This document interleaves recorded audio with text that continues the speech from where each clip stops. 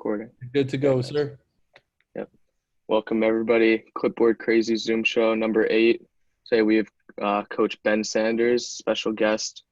He will be doing a presentation on analytics. Gotten to know Ben over the past couple months. It's been a great guy to me, great mentor. So without further ado, Coach Ben, thanks for coming on. Thanks for having me, Jason. So far, I pretty much know everybody here. A couple guys I'm not familiar with, but I appreciate y'all all chiming in. Because I'm already familiar with everybody, let's make this pretty informal. If you guys got any questions as I go along, just chime in. Just interrupt me and ask whatever you want to ask. Some of this stuff might be stuff you already know. A lot of it's kind of basic in the beginning. Might reinforce some things you already know or want to know. But second half of it, we can hopefully dive in a little deeper on how I use analytics, and you guys can question that and push the conversation in any direction you guys want to go. So I will, Jason or Minelik, let me share. Yeah. Ben, can you kind of just talk about your journey first? How you got it? I can do that. Most of you guys kind of have an idea of my background. I played Division III in Texas, Southwestern University. My first coaching job was a D3 in Western New York called Alfred University. I was there for 2 years. Assistant coach, got my master's there. Decided I want to be a Division I, just go the Division I route if I could. So the next year I volunteered at Rice University in Houston. Real valuable experience, a lot of learning done there. They promoted me the second year to video coordinator, where I also got to do a lot of the director of operations stuff. After there, I ended up at New Mexico for 3 years, University of New Mexico, where we beat up on the Boise State Broncos 5 out of 6 times, Kevin. And after that, I was not jazzed about college basketball there for a little while because I knew recruiting what was holding me back. So I tried to hop into the professional game. I was lucky to have some connections that helped me out. I volunteered with the Rio Grande Valley Vipers, which is the Rockets G League team. I did that for 1 season before I ended up in Chicago. Basically, my first year in Chicago, I was the video coordinator for the G League team. My second year, I was promoted to assistant coach. It was it's like Chicago's been incredible. Coach Boylan was great with me and included the entire G League staff and everything. So I really felt like we were part of the NBA staff in the off season, was on the summer league staff, all that kind of stuff. So it's been a fun journey. Hopefully it continues. We'll see what this pandemic does to all of our careers, but hopefully we all come out better on the backside of this. So today, analytics. I want to hit on what's wrong with your box score, why it's insufficient, and then why every coach should be using analytics. Okay. Hold on a sec. Let me make sure I can skip through this. I lost my mouse here. There we go. So just a quick overview. Problems with the box score. We'll talk about kind of the main metrics you need to know about analytics. Most of you guys already know this stuff. We'll talk about shot spectrum and why the mid-range is so suspect, everybody's favorite hot topic these days. And then the last little bit, we'll talk about how I use analytics kind of on a regular basis throughout the season. Again, if you guys have any questions or comments or anything, chime in.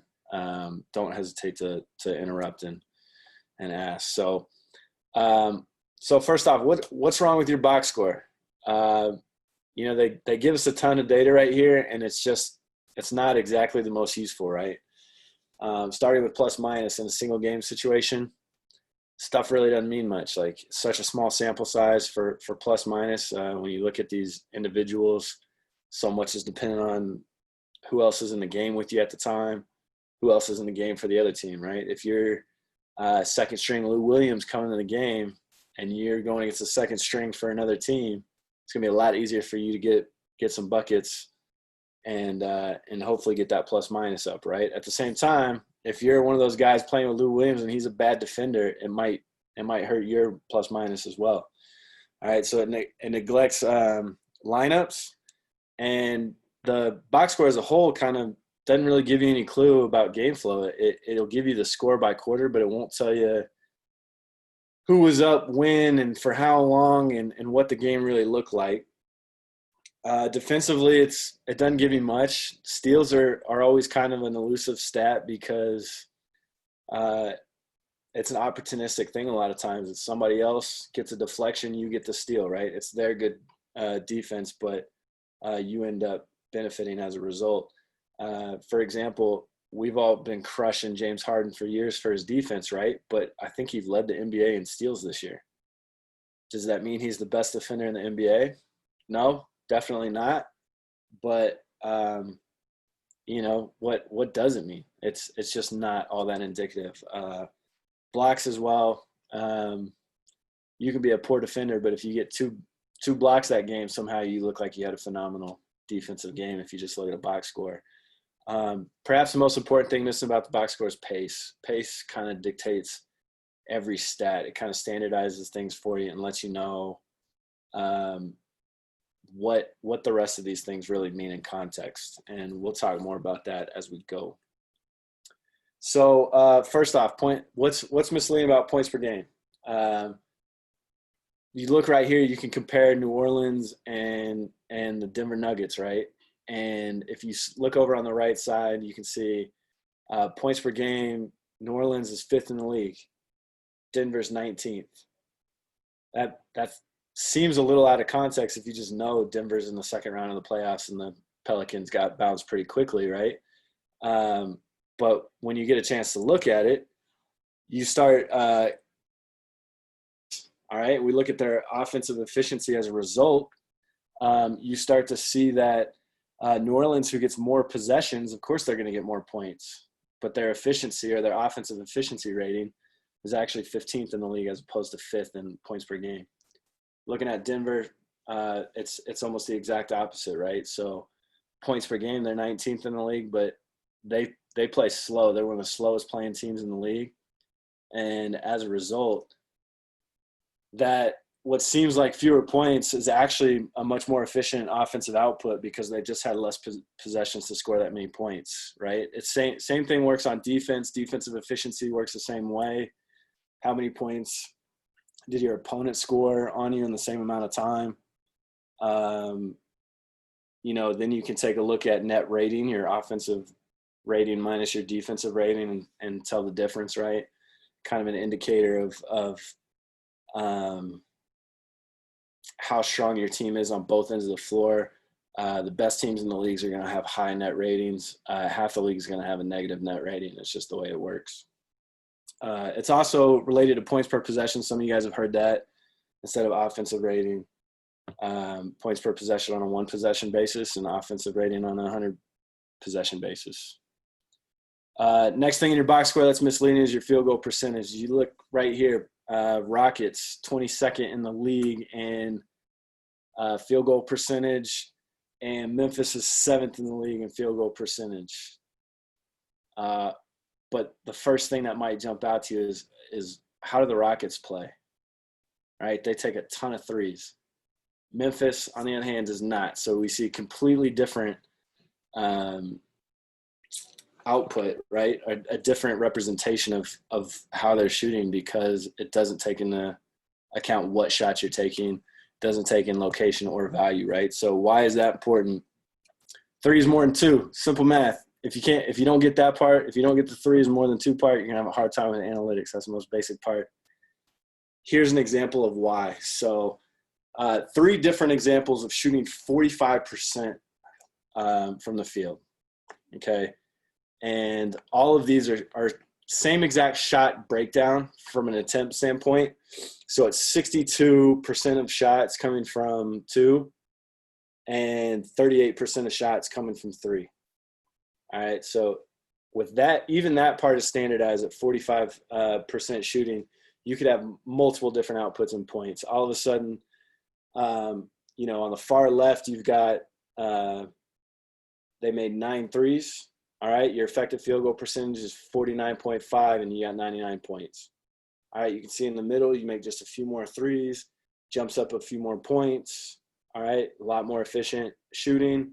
And then on the far right, you can see, again, 45% from the field, but all of a sudden you're 53% effective field goal percentage, 106 points. At high-level basketball, and really I guess at any level basketball, you're going to see all of a sudden that you went from 99 to 106 points. That could be in one game, that could be the difference in a win or a loss. Over the course of the season, that could end up being 5, 6, 7 wins or losses with that point differential. So that's why effective field goal percentage, taking into account shot location and the value of the three, all of a sudden gives you just a completely different perspective on shooting efficiency. Revisiting the Rockets and the Grizzlies, you can see the Rockets are 30th in the league in 2-point attempts, first in 3-point attempts.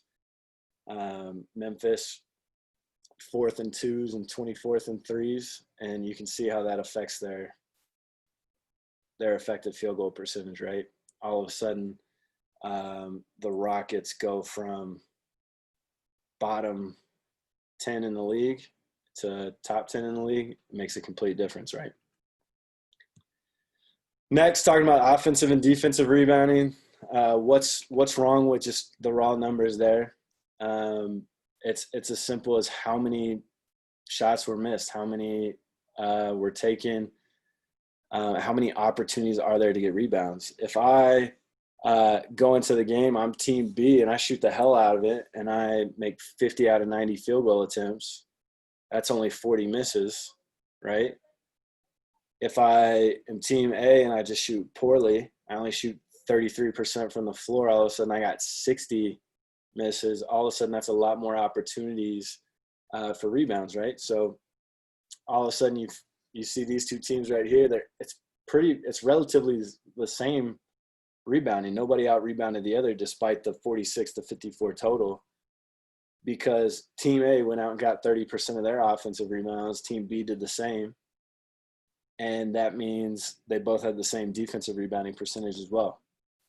So rather than look at your raw numbers and expect a team, let's say I set a goal every game and I tell my guys, we need to go out and get 15 offensive rebounds. Well, that may be unrealistic if a team is playing slow and you shoot the ball really well. All of a sudden you didn't hit your offensive rebounding goal because you shot the ball well. Like that seems like the wrong standard to hold your players up to. So in Windy City, we talk about offensive rebounding by quarter. We want to get a certain percent per quarter, and again, it comes down to how many opportunities do we actually have. The next, turnovers. This again, how fast do you play, right? So you can see the Hornets here look like they're middle of the pack in turnovers a game. The Milwaukee Bucks and Timberwolves are both bottom 10 in turnovers a game. But as you'll see here, Milwaukee plays faster than anybody in the league. Minnesota is the third fastest team in the league. If you have more possessions, you're naturally going to have more turnovers. That's just the way basketball works. So once you take pace into account and you look at turnover percentage, which is the number of turnovers – the percent of a team's possessions that end in turnovers, all of a sudden you can see that Charlotte is actually the team that's turning the ball over too much because they're last in the league in pace, whereas Milwaukee and Minnesota, it doesn't look quite as bad, right? There's a certain amount of playing quick that everybody wants to do, right? There's not a lot of teams that are just really trying to slow it down and grind it out anymore. And as you play fast, you're going to play a little loose. And sometimes you decide, hey, we're going to make a little more turnovers. We're going to throw it away a couple of times. And if that keeps the defense on their heels and that means we're pushing the pace, then maybe we live with that, right? But all in all, the faster you play, the more possessions, the more turnovers. So turnover percentage will kind of standardize that for you. Last big one I want to hit is free throws as a whole. What's misleading about free throw percentage? Okay. We can't control much as coaches when they get to the free throw line. There's that work's been done. They've either worked on it in practice or they haven't. Sometimes you worked on it on a bunch and you still got Shaq at the line. Other times you got good players who are going to knock it down every time, like KD or Steph or somebody like that, right? You can see here Portland and Boston both top 5 in the league in free throw percentage. Meanwhile, the Pacers are 12th. But it doesn't factor in how many free throws you actually took. It doesn't tell you in your box score you'll get that. But again, if there's fewer possessions, there might be fewer free throw attempts, fewer opportunities, right? So we look at free throw attempt rate or free throw rate.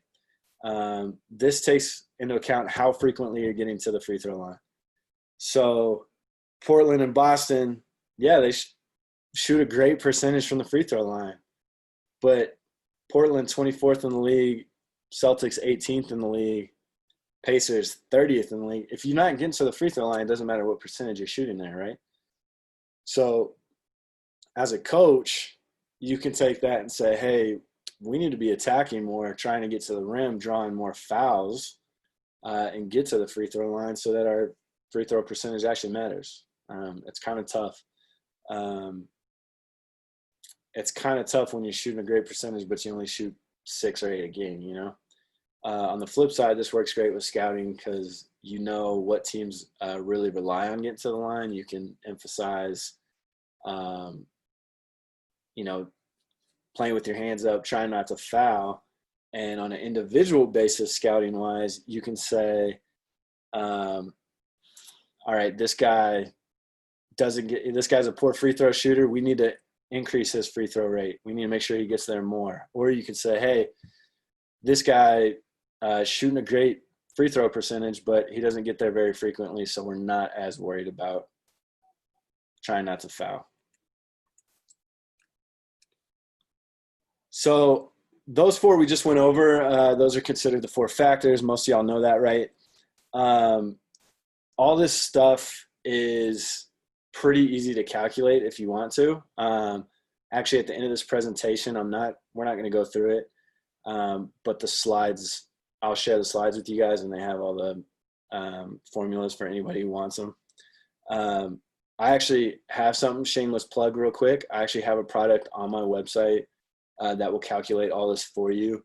If you just go in after your game and type in your box score, all these for yourself and your opponents will be calculated, and it'll keep track of it throughout the course of the season. So there's other resources as well to do that kind of stuff. I got a cheap alternative if you guys are ever interested. Visit my website or hit me up and I'll help you out. So now to the fun stuff. Again, most of this is not news for you guys. How I use analytics, how a lot of people are using analytics these days. Shot spectrum is kind of the biggest one. This was something I kind of always believed in, and then working in the Rockets organization kind of hammered this home for me. It's really important to see how much or what the expected shot value is at each location on the floor. So if you take a look down at the bottom at rim percentage, or excuse me, at rim twos, you can see these are all effective field goal percentages. Rim twos, as far as field goals go, are the highest, 63%. 1.2 points per possession is really good. So league average in the NBA offensive rating is around 110. So anytime, that offensive rating should actually say 127, not 1.27. The 1.27 would be points per possession. So anything over 1.1 is pretty good. Usually you'll settle for anything over 1, you're feeling confident. So that goes for three-pointers, corner threes. We talk about in NBA, corner threes are a big deal. The three-point percentage from corner to above the break is roughly 4% different on average across the NBA. So that's why threes are obviously more efficient than above the break. Free throws are always going to be your most efficient. Everybody shoots free throws pretty well. And then what's fascinating to me, and I remind players of this all the time, and we have debates about this as a staff in Windy City, is as soon as you get away from the rim and you take just a couple steps back and you're in the middle of the paint, all of a sudden your effective field goal percentage drops dramatically. Really, your field goal percentage. And so you can see your offensive rating there, your points per possession is 0.79. Like, that's pretty bad. That's actually really bad.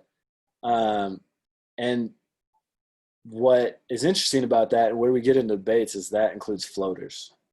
So as soon as you take a step back and start trying to put up floaters, you become a lot less efficient. So we always debate as a staff, all right, who do we actually want to work on that with, and who do we want to just get that out of their game? I kind of err on the side of just getting it out of the game. I don't really want my guys taking a lot of floaters. Now, there's exceptions. There's guys who have exceptional touch, and maybe it's already something they're pretty solid at, and you might work on it with those guys.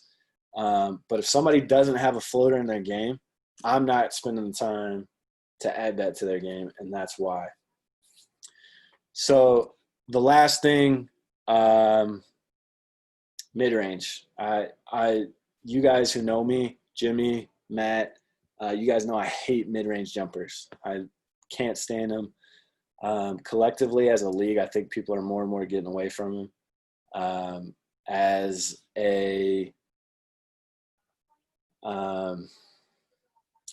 On the defensive side of things, we all want to – that's the one shot we're willing to give up, right? We want to give up contested long twos. So that and alone is enough argument to me. If I'm willing to give it up on defense, I don't really want to take it on offense. But here's why. So you'll see right here, 35.8% is league average in the NBA this regular season on three-pointers. That right there, out of 100 possessions, will yield you 107 points. On the flip side, mid-range, league average on non-paint twos is 40%. Out of 100 possessions, that will only yield you 80 points. So if you're looking at points per possession, average three-point shooter is 1.07, and a non-paint two would be 0.8. So just to give you guys an idea, at the bottom, I've listed just a handful. There's obviously a million guys floating around average on the three-point shooting. Some of these are guys that you don't ever think of as shooters, and that's because they're just really average shooters, right? When I looked it up just last week, Dylan Brooks was 187th in the NBA this season in three-point shooting of all players. That means there's 186 players in the NBA who are capable of shooting more efficiently from three than your average non-paint two shooter. Okay, to take that argument even further, in order to get the same amount of points on non-paint twos as you do from an average three-point shooter, you'd have to shoot 53.7% on non-paint twos. If you look below, I've listed all of the guys in the NBA who are shooting above 53% on non-paint twos. I excluded anybody with less than 20 attempts, but that's it. And most of these guys are actually really low volume. Like the guys in white are 50 attempts and above, I think. Yeah, Yogi Ferrell's got 53 attempts on the season. Seth Curry and Chris Paul had 108 and 291 attempts from mid-range. Chris Paul is efficient enough at this point. If he's taking 291 and he's shooting 54% on his mid-range, guys like that, you probably let him shoot them. You're probably okay with it. You're not gonna tell Chris Paul not to shoot mid-range jumpers. Everybody else, you might as well back them on up to three, because even if they're just average from three, they're more efficient than they would be from mid-range. Hey, Ben, quick question on that. Yep. At what point in the sample size do you make that decision? So, like, with a guy that's brand new that's coming in that doesn't have a resume of a guy like a Chris Paul, do you start right away just kind of working based upon, like, overall numbers? Or do you let him play for a little bit and be like, he's efficient enough? So that's kind of up to everybody individually.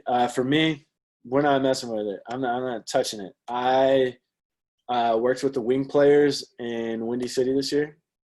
We never, ever worked on pull-up jumpers. We never worked on mid-range at all. We might couple minutes, like maybe 10 reps max, 12 reps max, shoot them just to kind of get a little rhythm and do some form shooting maybe. But I just don't do it. Meanwhile, some of the other guys on our staff would do it a lot more frequently. And one thing I'll say about that is there are some guys who need to have that in their game. For example, we had Milton Doyle on our team this year. Milton Doyle is a guy who's going to have the ball in his hands a lot, late shot clock. He's going to have a stronger need for mid-range. I'm not going to encourage it. He's going to get to it on his own. That's kind of how that is. But he's probably going to need to spend some time working on it. The rest of the guys on our team, I'm probably not messing with it at all. When I was in RGV, playing Rockets analytics, their decisions, their style, all that kind of stuff, not one time, literally 0 times for the entire season did we ever practice a mid-range shot, or at least with the coach at your basket. We never did a mid-range shot the entire season. And what's interesting about that is we shot the least number of non-paint twos in the entire league. And compared to our opponents, we only shot maybe 1% less on those shots than our opponents. So we never worked on it ever, and we were basically just as efficient as they were, but we took infinitely less. I should also note we had the best offense in the G League that season, and we might have even had the second or third, probably the third best offensive rating if you include NBA teams as well. I think only the Rockets and Warriors were ahead of us on that. I'm seeing questions popping up, but for some reason I can't click on them. So I can't see them. Menelik, you got any? You're good, Ben. No questions in the chat? Guys are just talking in there. Don't worry. They're probably giving me a hard time, huh? Yeah, might be known to happen. Hey, Ben, I got a quick question. Let's hear it. You have like a guy, and you did say that you have some guys that need to take those shots, and I think we all can agree to some level. Maybe not, but like there's certain times where somebody elevates in the paint, and you're just like, oh, that's a bucket. You know what I mean? Like Kawhi, Jamal Murray in that last series. Like you just know he gets to his spot, and even though he wasn't even like he squares in the air, old Kobe square in the air, and it's a balanced shot. You know what I mean? It's not a floater. It's not something where you're like highly contested. You don't really feel that contest. Do you like? And you probably didn't at RGV, but do you like track any of that on the difficulty of the mid range? No, I haven't. That's an interesting thing to think about. Because when we talk threes, we talk catch and shoot threes. You know, we don't talk about difficulty of threes because they're all catch and shoot are the ones that we're talking about. No, you're right. And I definitely take into account shot difficulty or degree of difficulty amongst a lot of guys. I think when you're evaluating individual players, you know, you might get to a scout. I take James Harden, for example. James Harden's only like 35% from three this season. But, like, you're not going to not guard him from three. We all know that's his game, but he's taking really tough ones, right? But he's also embraced the analytics side of things where he'd rather shoot 35% from three than go shoot 38% from on long twos, right? Like, he's really kind of embraced that because the Rockets as a whole have embraced that. So I think that's a component to take into consideration as well is your system as a whole built around mid-ranges? Casey, the Jordan Kobe Masters of Mid-Range thing, you sound like one of our assistants in Windy City. You sound like Henry Domersant. That's all he ever talks about. He argues mid-range with me all the time. He actually is bought into it, but he still likes to bring it up every chance he gets. So here's moving on, unless you guys got any more questions. Using analytics and scouts. I think it's I don't know how I would do a scout without it. I've gotten used to it, and part of that is in the G League, you have access to all this stuff, right? So this diagram on the left, I can just pull off the G League stat site, NBA stat site that has similar things for the NBA guys. So it's really easy and accessible for us. So I use it on everything. So one of the biggest things is obviously when you're looking at the opposing team, are you hold on a second, fellas. I got this thing in the middle of my screen and it's driving me nuts.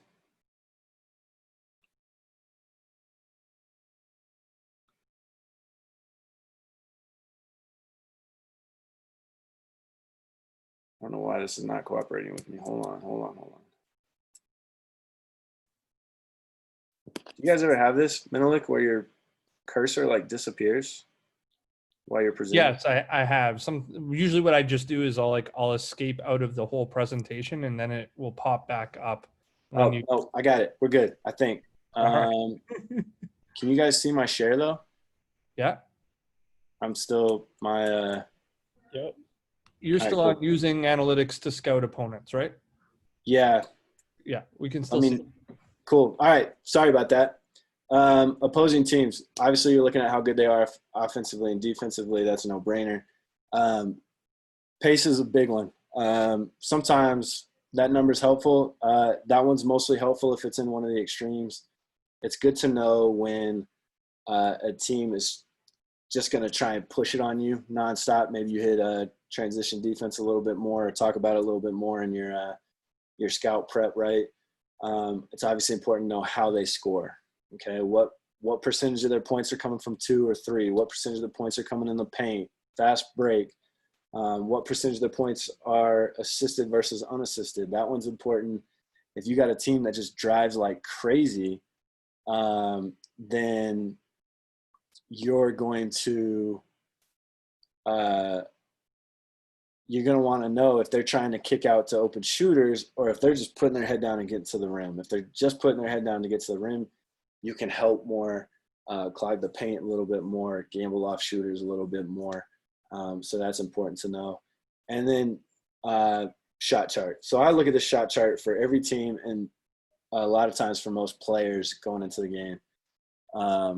What this shot chart will tell you is their percentage from each location, what the league average is from that location. That's what LA means. And then the DST is the distribution. So what percentage of their shots are coming from each location. So looking at Oklahoma City Blue here, you can tell they're great finishers at the rim, but they only take 31% of their shots at the rim. All right. That's not a crazy low distribution, but it's not super high either. So even though they finish there, they're still taking a lot of threes. 35% of their shots are above the break threes. You throw in an additional 8% from corner threes. So they're taking a good number of threes. We also see only 7.5% of their shots are coming from mid-range. So when these guys put it on the floor, they're either looking to kick it out or they're looking to get all the way to the rim. You can tell by a low distribution in the paint that maybe they're trying to get kick out threes a little bit more, right? Then you look at the Lakeland Magic. You can see these guys better shooting from 3, shooting a little fewer shots from 3, though. Only 30% of their shots are above the break threes. Only 5% or roughly 6% of their shots are corner threes, so they're not getting a ton of those. And they take a lot of mid-range and a lot of paint twos. All right, they're not getting all the way to the rim quite as frequently, and they're not super great finishers when they get there, right? So this is maybe a team, because they shoot a good percentage from 3, you can see 38% above the break is really good, and 46% in one corner. That's obviously very high.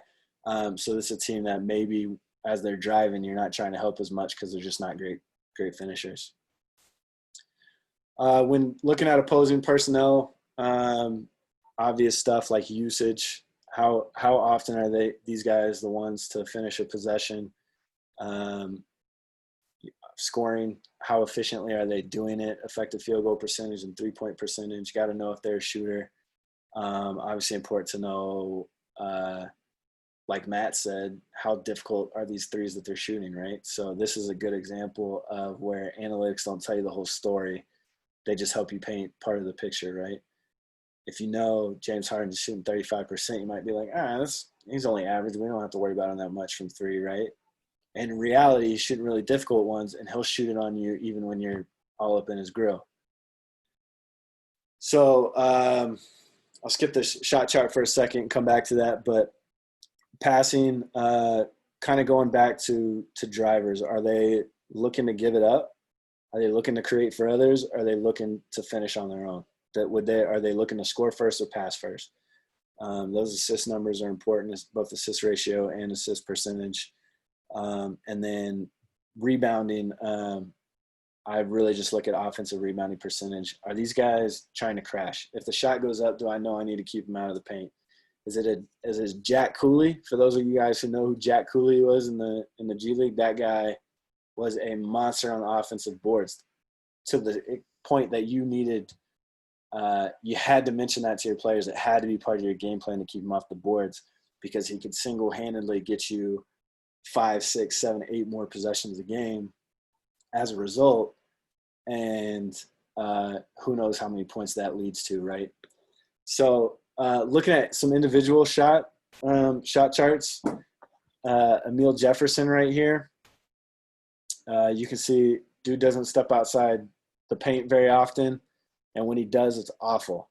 But he's really good around the rim, all right? So, if you've watched him play and you see the context in which he works, then you can see that it's a lot of rim rolling. It's a lot of catching it in the pocket and driving.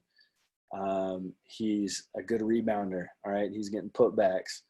In transition, he'll run the floor and try and beat you down the floor. So that's where that helps on the Emile Jefferson scout. Then you got a guy like Bryce Brown right here. 55% of his shots are above the break threes, 10% in the left corner. I can't see the right corner right now because I've got this blocking. That's actually interesting. He's only got 3.3% in the right corner, but he's got 10% in the left corner. And then you can see he's a bad finisher when he gets to the rim, and he doesn't get there very frequently. So obviously you're going to make him bounce it, right? To take that one step further, you can look at Dakota Mathias for the Texas Legends this last year. This dude also shooting 62% of his shots from three, but he's also shooting an additional 22% from mid-range. So you know that even though he's very efficient from that range, if you take it away, he's not going to drive by you. He's not going to get to the rim. Only 7% of his shots this season in the rim. That's extremely low. When we played the Texas Legends this year in the showcase, that was our plan, was just take him away. If you could take away his shots, you don't have to worry about any of the shooters. It changes the whole game plan and makes it a lot easier to take him out of the game. Another thing that I've made a priority over the years, and maybe this is my video background, this is one way I wanted to bring our head coach useful data, and that was play call efficiency. I would track this throughout the course of the season to see what plays were working for us and what weren't. All right, so I look at frequency. How often are we running it? If it's inefficient, are we running it too much? If it's a very efficient play, are we running it enough? APOs weren't that good, it looks like, Ben. No, these are actually inaccurate.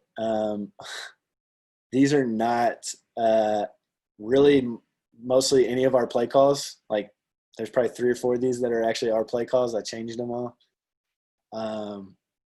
That ATO number is probably skewed quite a bit. But yeah, it looks like we weren't too efficient at those. But it's also important to see, obviously, efficiency percentage as well. You want to know, like, if you're not very efficient at it, is because you're just giving the ball to the other team or we turn it over. And so this lets you know that either you need to stop running it less or you need to work on executing it at a higher level. This is another thing on my website that I'm selling is a worksheet that will calculate all this for you. You just input your play call and result, and boom, you got it. You can see what's your most efficient, what's your most frequent, what your turnover percentage is for each.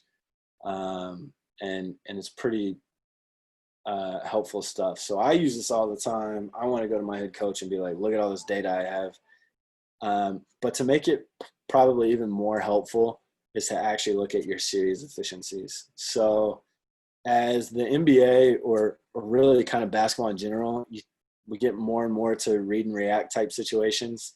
For example, if I'm running delay or 21, right? A lot of the NBA and G League runs delay now. I'm not making calls out of delay. I'm not going to go in and say, all right, I want delay down or I want delay up or delay weak, or I'm not calling any of that stuff.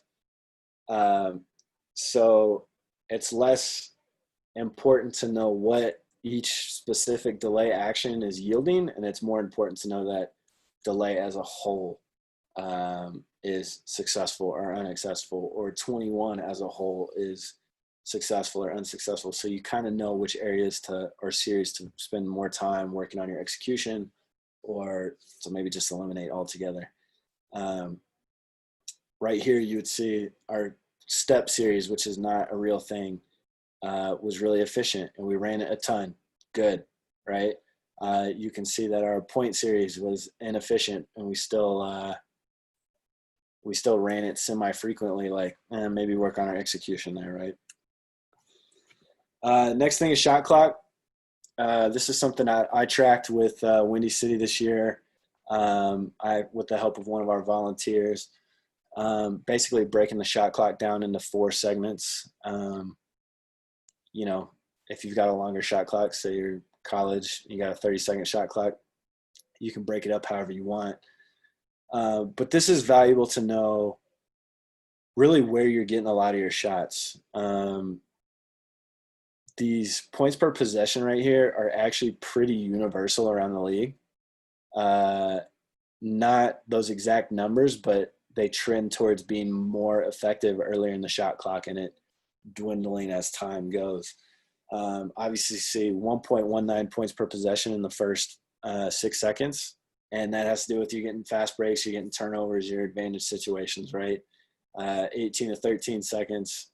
Maybe you're getting into a double drag. You're able to get some kind of screen and create an advantage. But again, it's before the defense is probably very set. And then as it gets into the shot clock, we get a little worse and worse, right? But it's important to know what percentage of the possessions you're operating in each zone. If we know we're efficient in the second 6 seconds, so the 18 to 13, we're probably trying to get more early actions in the shot clock and try and score, right? Rather than get a defensive rebound and walk it up the floor. It's hard to control that initial 6 seconds, right? Most of that's going to come off of turnovers, mistakes from the other team. But it also tells you the importance of attacking in an advantage situation. Again, that trend is pretty common amongst the NBA and G League, that you're gonna score more efficiently earlier in the shot clock. Another thing I tracked this year, I wanted to track passing more effectively. The reason being, oftentimes you have guys who create, they get in the paint, they collapse the defense, they kick it out, and all of a sudden your dude misses a wide open attempt, right? It was great execution. The guy made a perfect pass. We're sharing the ball. Shot just doesn't fall, right? Is that a bad possession if you did everything correctly and the shot doesn't fall? No, of course not. So it goes the same with assists. So what I did was I created different categories. And this is not an original idea. I didn't come up with this on my own. This was inspired with the help of a couple other guys. But assists would just be your traditional assists, right? A potential assist would be the scenario I just described, where you break down the defense, kick it to a wide open guy in the corner, would be an assist, but the guy clanks it instead, right? A free throw assist is maybe the most frustrating time that you don't get an assist recorded, and that's when you create a tremendous opportunity. Maybe it's a dump down to the big man goes up, he gets fouled, there goes your assist, right? He goes to the free throw line and he gets a point or two out of it, but you don't get an assist out of it. So those are three separate categories that all combined equal a true assist. So I calculated that with our team. Here's our team totals. And you can see here, if you look at the true assist line, 1.12 points per possession. That's pretty efficient. We'll take that every time, right? And you can see that it happened 60% of the time. That's a good number. We obviously, there's a lot of teams that would like to get that number even higher. Okay. Compare that to unassisted, and all of a sudden you've only got 0.8, 0.9 points per possession. And you can see we're way less efficient when you're not moving the ball. All right. Now there's exceptions to that. If you look at the NBA, the Trailblazers are an example of that. Portland, low assist rate team, not sharing the ball a ton, pretty ISO heavy. That's a big Dame thing, right? So they can still be more efficient with less passing. All right. You might see Houston efficient with less passing. There's certain teams where it might be something where they're playing out a pick and roll and you've got a good creator who's finishing most of the time, and you're just going to see less assists. But where the value of tracking these stats comes in is all of a sudden I can go to our players and say, fellas, we are much better when we share the ball. All right. We're much better when we're moving it, when we're looking for the open guy. And what's interesting about this is the potential assist is always going to yield 0 points per possession, right? That's just the nature of what it is. And even so, even with that being 30% of the time, we're still way more efficient when we're moving the ball. All right. So that, while it might be a little bit of a flawed metric, it can help kind of hammer that home with your players.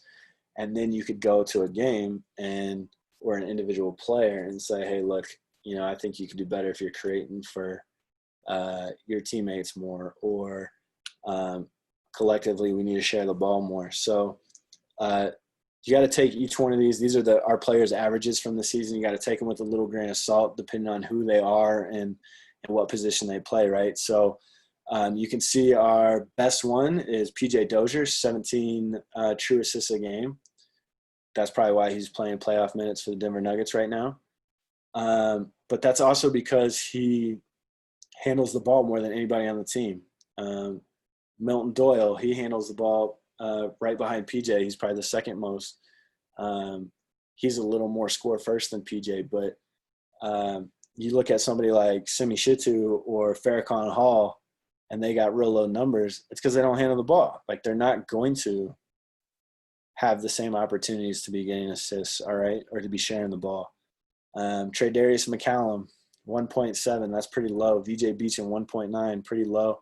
But those are guys that are spot-up shooters. Again, they're not ones that are creating off the bounce a whole lot. It's not very frequent that they drive, so you're not going to see these numbers. So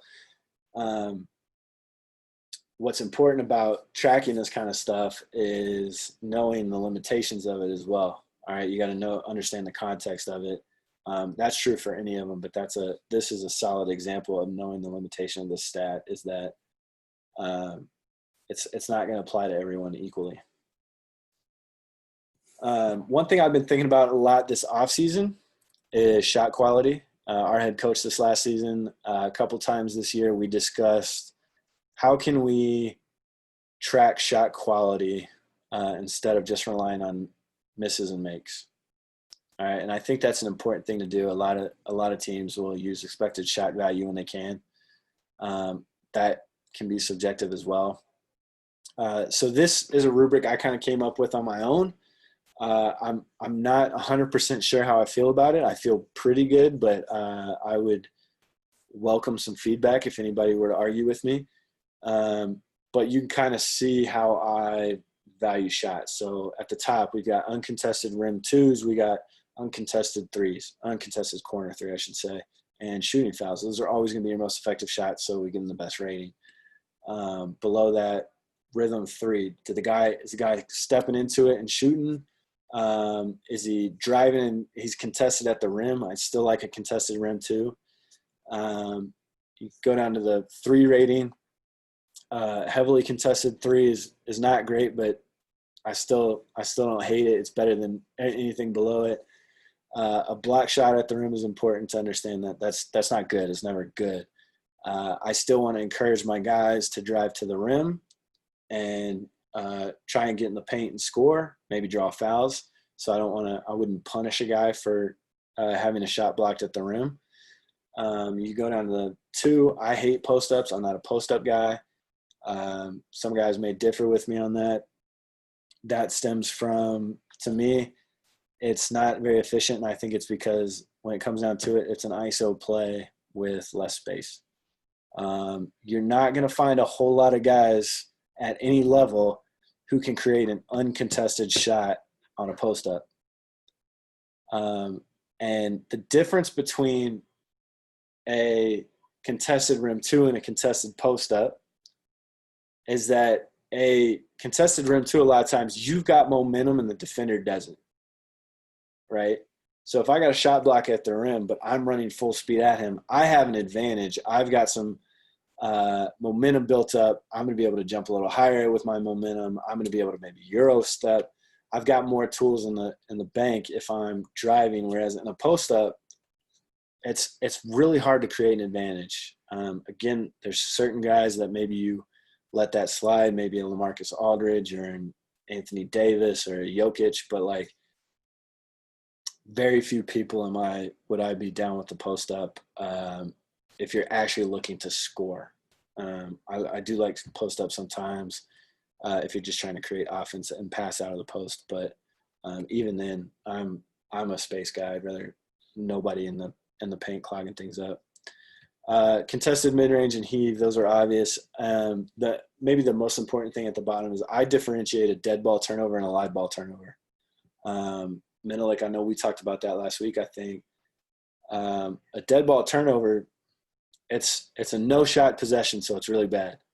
But at least I get to walk down to the other end and I get to set my defense at neutral with no offensive advantage, no defensive advantage. A live ball turnover, as soon as they get it and it's live, they already have an offensive advantage and you're scrambling as a defense. You got to get back, get matched up, loaded up to the ball. So you're starting the possession disadvantage, and that's why I give that a -1 as opposed to a dead ball given a 0. Last thing, I was just trying to think of as many things as you can track. Really when it comes down to is analytics could be anything you want it to be. It comes down to what are your values as a team, as a coach, what do you want to emphasize, right? So I just put some stuff down here. Obviously this list could go on for days and days and days. You guys may have lists of your own, right? Maybe you offensively, maybe you track paint touches, maybe it's ball reversals. Possession and shot quality kind of goes back to my rubric on the last slide. That may have something to do with it. I know there's a couple teams in the NBA who will track pace by how quickly they get the ball across half court, and not just on the shot clock, but real time.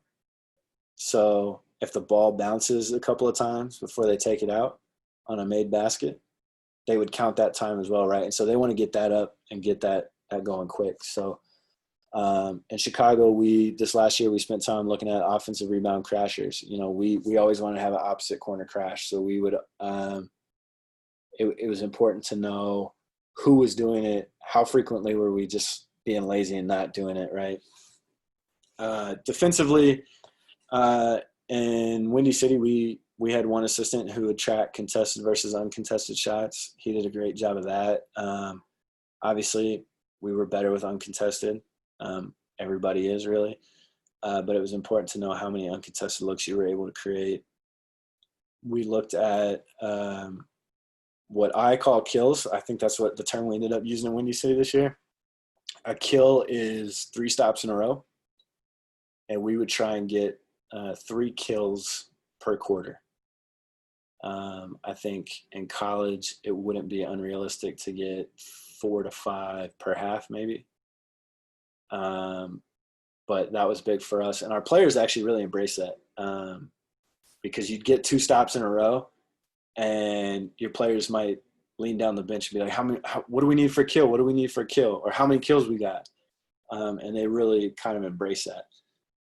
And when I was at New Mexico, we ran zone and press a little bit, and so I would calculate defensive efficiencies.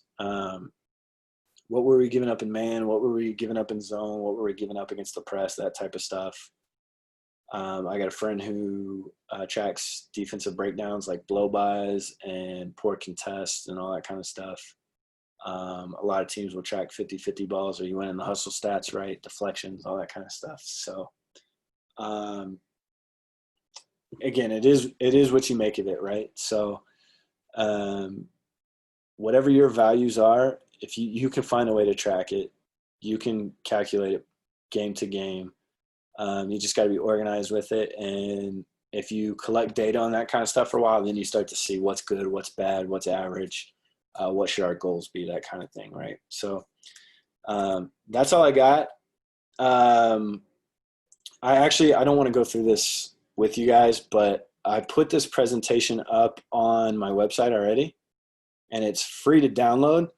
For some reason, I can't, on my website, I can't just like set it to free. So you got to put in this discount code right here, Clipboard Crazies. Put that in. You can get this presentation for free. If you scan this QR code, it'll take you immediately to that page.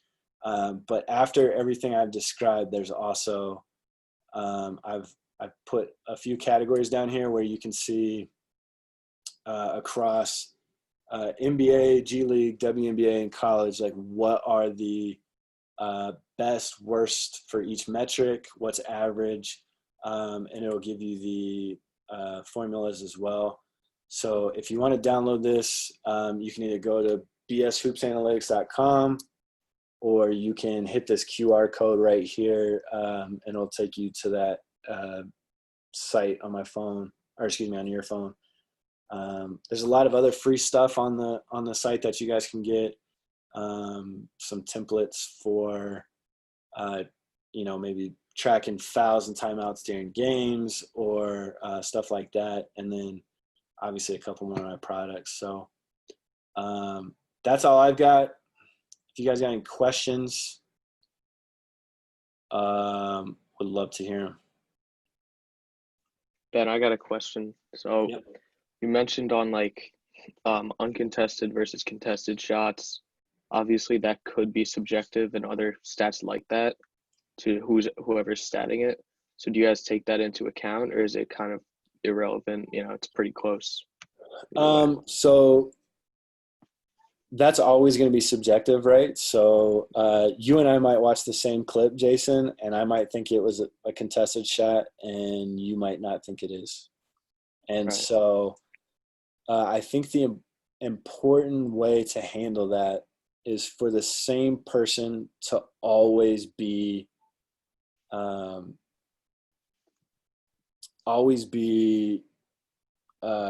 the same guy calculate stuff. So for us, our assistant coach, Martin Ranchik, he did a great job with the contested and uncontested shot chart this year for our defense. So he did it every single game. I was in charge of kind of tracking the offensive side of things. So that would be my side every time, so that I was constantly evaluating shot quality, good possession, bad possession, all that kind of stuff, right? So having the same people do it will take away some of the subjectivity and at least make it consistent, right? The more detailed you can get with your criteria, the better you can be with consistency and eliminating some of that subjectivity. Got it. Yeah, a couple other questions I got, whether from the sign up or I just had. Is there ever too much information, too much stats that you have that you just kind of get overwhelmed? Or Yeah, absolutely. Paralysis by analysis, right? if you get too much information, you don't know what to do with it. When I was in RGV, we had extensive post-game reports with all kinds of stats. And for me, the best approach was go through and look at a select few things that mattered the most to me, right? And I would kind of monitor those game to game. I think one of the effective ways to do it is if this is our staff right here in this Zoom, I'd say, Menelik, you keep an eye on all the rebounding stats. Jason, I want you keeping track of shooting efficiencies and that type of stuff. Kevin, you keep track of defensive stuff. I want you keeping track of our defensive metrics and keeping me afloat on all that kind of stuff, right? And so then if I'm the head coach, I can kind of rely on you guys to catch some stuff that I might not catch, where after the game I don't have to sit there and study all kinds of stats, right? It's more you guys pointing stuff out to my attention. Maybe I notice some things on my own. But I think it's important to know that while analytics is extremely useful and at this point I think very necessary to the business, I don't know an NBA team that doesn't use them. I don't know a G League team or many college teams that don't use analytics. Like, there's at least one aspect of all of this that can help you out, right? And so it's your job to decide which ones do you value and which ones do you not, right? And it may be something where at first you're only comfortable with offensive rating and defensive rating, and that's fine. But then maybe you get used to that and you say, you know what, I would really like to track our offensive rebounding better and see, get a more accurate look at that, right? And so we can all kind of pick and choose what we value and find the analytics that will help us in those categories. Does that make sense? Yeah, definitely. And then we also talked about on the phone the other day, in scouting, like a lot of people are like, oh, you can't just look at analytics, but I think, correct me if I'm wrong, a common misconception is that when you're scouting, you're only looking at the analytics, but you're still watching the game too.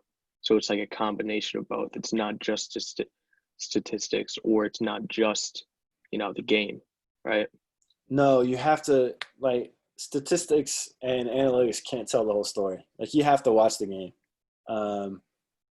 If you're not watching, you're not getting the full understanding of all this, right? So I kind of hit on a couple of these slides, maybe why PJ Dozier has more true assists than Simi Shitu, right? Right. If you, Jason Wain, look at that, you probably don't know what the hell that means or why they're so far apart. And it's because you haven't watched the Windy City Bulls like I have, right?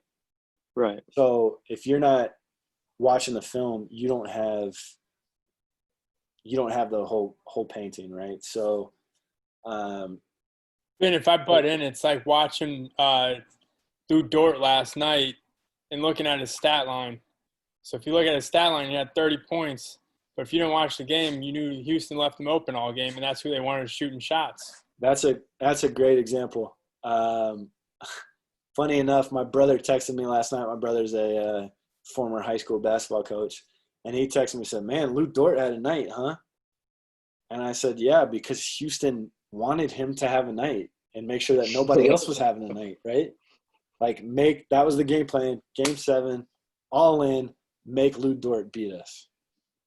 And up until that James Harden block at the end of the game, he almost did, right? That and Scott Foster. Yeah. I have one more question. Oh, go ahead. Ben, I was kind of curious, like, with all the analytics and stats, like, do you go back and figure out, okay, like, let's just say kills for simple. Like, every time you get your goal, like, how often do you win those games? Like, do you go back and kind of figure out what stats actually lead to winning? So we haven't – what number you need to achieve? Yeah, we didn't do a very good job of that with kills exactly this year. Yeah. But we did that with a number of other stats. And I didn't want to present it today because we had a system our head coach came up with, and I didn't necessarily check with him to see if I could share it. But we had a system where we would come in at halftime and post game, and we had like 6 or 7 categories, and a lot of them were just these 4 factors. And it was like, we had a goal. We wanted this many offensive rebounds a quarter, or we needed this offensive rebounding percentage per quarter. We wanted this many assists per quarter. We wanted this many, whatever it was. So I'd have to go back and look up what all of them were. It feels like last season was a lifetime ago. But we were able to input that as the game went. So end of each quarter, I would make sure that our video guy got a copy of the end of quarter box score, and he would go type it in and have it ready so that when we walked in at halftime, I walked in with the box score. It took us 30 seconds to type it into our sheet, and then we had our goals, and they would highlight green, yellow, red, and we would show our players like, all right, let's look. Okay, we had a lot of red here. This is an area where we got to do better. Maybe it's offensive rebounding percentage, right? Or maybe it's defensive rebounding percentage. Maybe we're letting them get on the glass too much. So those were examples of stats where he had brought that in from one of his previous jobs and knew that, like, all right, to win the game, these are our goals for the game, is to hit these points. And they studied that quite in depth. I think it takes, if for a single team, let's say you pick a stat right now and you say kills, for example, how many kills a game to win a game? If you're measuring it just for your team, Kevin, it's probably going to take you 3 or 4 seasons to really come up with any reliable like goals for that, right? You might have ballparks pretty soon, but to really know, it might take you some time. Now, if you're studying for the entire league, all of a sudden you need less time because you've got more data amongst more teams, right? And honestly, if you did study it amongst more teams, that data is going to be more reliable because it's covered by more styles of play. Your better shooters, your worst shooters, all that kind of stuff, right? I think there's so much value to finding out what those data points are. Like, this should be our goal. If we hit this, we're feeling pretty good about wins, right? Houston, that's one thing Houston does really well across the board, is they kind of have ideas of those goals. And part of it is Houston has, I can't remember, it's like somewhere between 10 and 20 seasons of data across every team in the league. And that's what they build their stats on. So it is extremely thorough. There's no shortage of data to kind of set the precedent for their goals. All right. Ben, I had a question about your play call. I've never been a fan of play call. How well are you doing in play calls, et cetera? And actually everywhere I've been had either done them at one time and then they didn't do them at one time, whether that was the time I was there or whatever, but they always just kind of go away from it, maybe bring it back. What I am a big fan of is that shot chart. I created one myself this off season. Like, what if you? Hold on, I lost you. You kind of dipped out for a second. What'd you shot chart? Shot chart. What was last thing you heard? You said you liked the shot chart. Yeah, so I created one myself, and like, what about what kind of shot are you getting?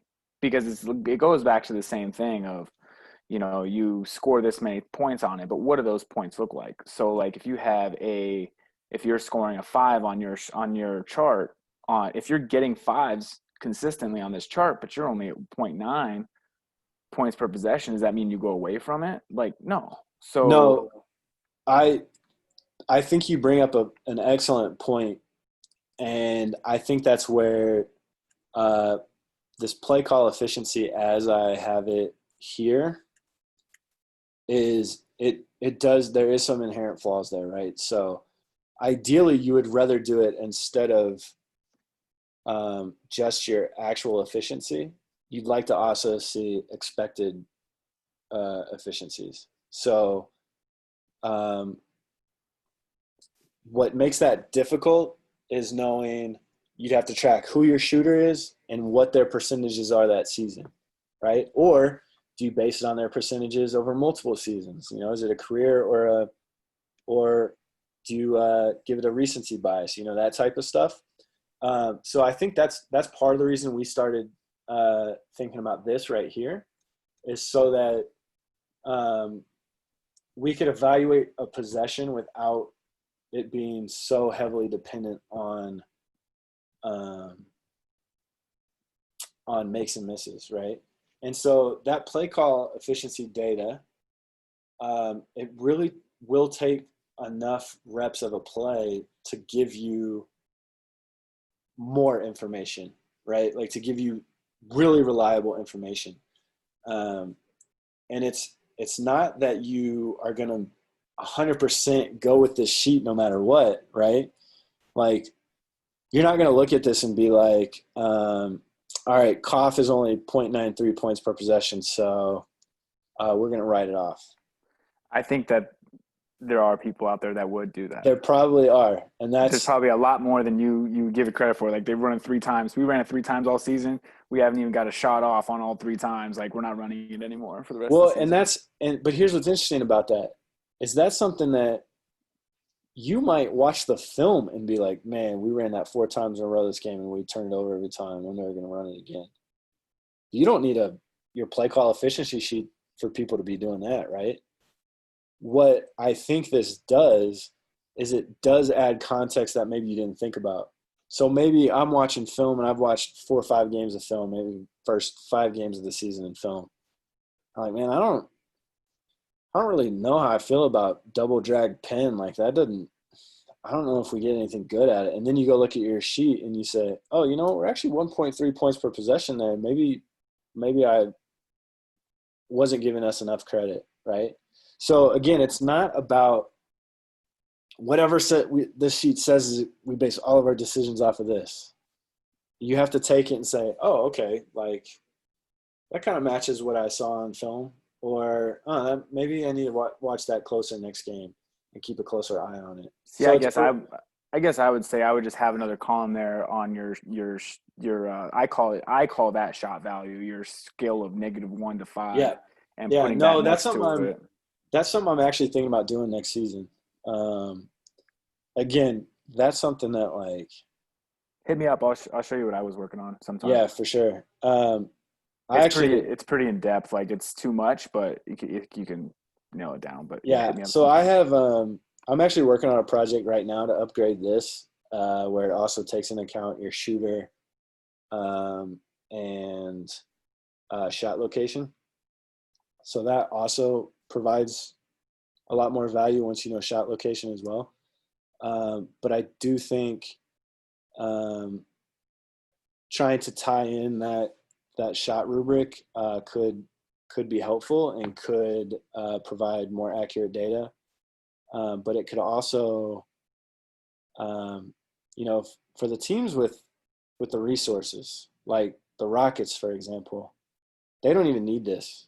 They have expected shot value every time somebody shoots, because part of it comes from Second Spectrum. I think Second Spectrum can do this. But that's just your shot location, right? It's shot location, it's shooter, and it's contested versus uncontested. So once you have all that, you have a pretty good idea of what the expected value is. And again, it takes some data coming in on each shooter, right? But like right now, if I tell you PJ Tucker's got an uncontested 3 in the corner, you know that shot value like is pretty high. The expected shot value of an uncontested corner 3 from the guy who's leading the league in corner 3s, you know the expected value is pretty high. Now, if you actually can attach his shooting percentages in those situations, then you can calculate it where it's based on expectation instead of the actual result of that particular shot. I don't have the resources for that. I'm not a data scientist. If anybody knows a data scientist who wants to work for me for $0 a month, then I would be thrilled to work on that project, and I would give it to any one of y'all for free if I had free labor. Awesome. Jason, you got any other questions? Yeah, I got one more question, then we could stop the recording or whatever. You guys can talk after if you'd like. For people new to analytics like me, I've learned a ton just from this, but how did you learn analytics, and how would you suggest, people who are trying to try to learn analytics? That's a good question. I don't know that I mean, to be honest, a lot of what I learned was getting in the Rockets organization. A lot of it was stuff that you kind of intuitively know certain shots are worth more and all this kind of stuff. But then I got to the Rockets, and the Rockets had just like hard data for each of it. And everybody in that organization has a good understanding of analytics. And so working with them really helped. Travis Stockbridge, who was our assistant GM at the time, now the GM of the Rio Grande Valley Vipers, he has a great analytical mind. He's really good at that kind of stuff. And so he would kind of explain it as I had questions. And that's the best answer to your question is, if you have a question, ask somebody who knows. Like, to this day, I keep I have strong relationships with multiple analytics guys in the NBA, whether it's Travis, whether it's Sergio Santamaria, whether it's Faison Hazdani, who's on our staff in Chicago. All those guys I can hit up and be like, hey, man, I don't get this one. Could you explain that to me? Or, hey, have you ever studied this? And all of a sudden they give me something, right? And then sometimes it's just sitting here and having conversations with other guys like TJ Saint, who has a strong understanding of analytics and always brings up poignant questions, right? So it's knowing who to ask, not being afraid to ask. And then there's quite a bit of literature about this stuff too, right? Like, you can find it online if you want. There's YouTube videos. It's 2020. You can learn anything on YouTube these days. But I'm glad you asked that question, because that is something that I hope to kind of do with my website over time. It's still new. I've only had this website up and running for maybe a month and a half. But it is my hope to kind of build out some educational tools. I've actually got a friend I'm looking forward to partnering with in another organization that is, whether it's the education or the use of it. So I hope that people will continue to visit my website over time, and hopefully I will be able to maintain and continue to produce some educational material that will help with all that as well. But again, like, if you want to find it, it's out there on the internet. Any term I've used today, you can Google it and you can find multiple websites that explain it. So just explore. Awesome. Thank you everyone for joining. Ben, this was awesome. Learned a lot. Catch Ben tonight on the G League panel, part 1, 9:00 Eastern time. It's going to be great too. Thanks for joining, everyone. Thanks, Ben. Thanks, guys. Appreciate everybody being here. Thanks, Ben.